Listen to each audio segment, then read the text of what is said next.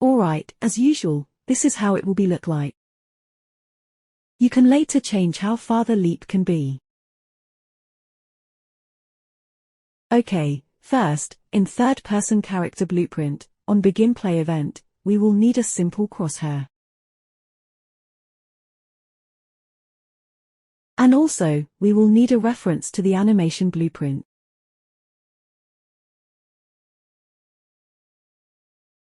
Onward, for the custom event itself, well, we first check if we are on the ground. Then we do a line trace, to where we will leap to. Here, we can set how far we can leap. In this example, 10 meters should be enough.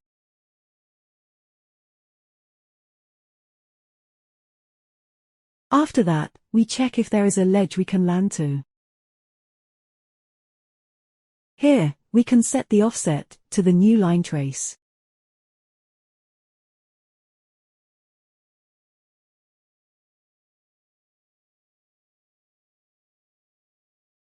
And with all that, now, we can proceed to launch the character. A slight tweak is needed, so the launch, a little bit, accurate.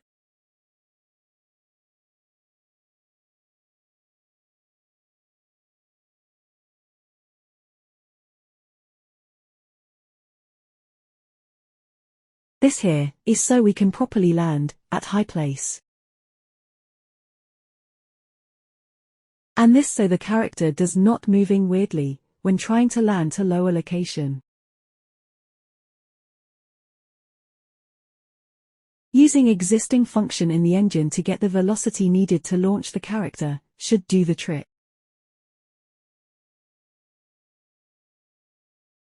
The character will rotate to the landing location, using onTick's event, as will be shown later.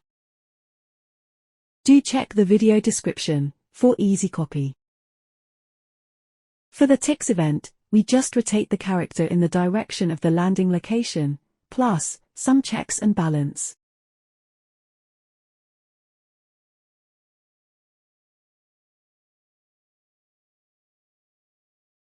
Here, we use float interp instead of rotator interp, so the character does not vibrate mysteriously when leaping. The only thing left now is to trigger the leap. In this example, we just use the existing jump button to do the deed. Oh, lastly, we totally need to reset the leap bool. I guess using on landed event should do the trick. That's about it. Thanks.